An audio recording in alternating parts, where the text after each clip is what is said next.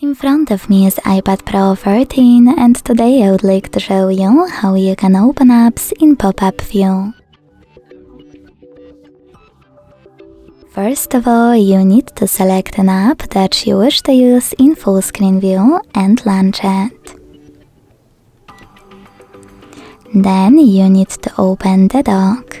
In order to do that, swipe up from the bottom edge of the screen just far enough to reveal it. Then hold one of your apps that you wish to use in pop-up view and drag it to the right or left side of your screen. When you're ready, let go. As you can see now, I can use my app in this view. In order to move it around, hold those three dots at the top and drag your window.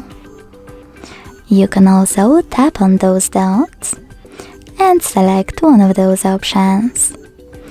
If you want to close your window, select Close option at the bottom of the pop-up.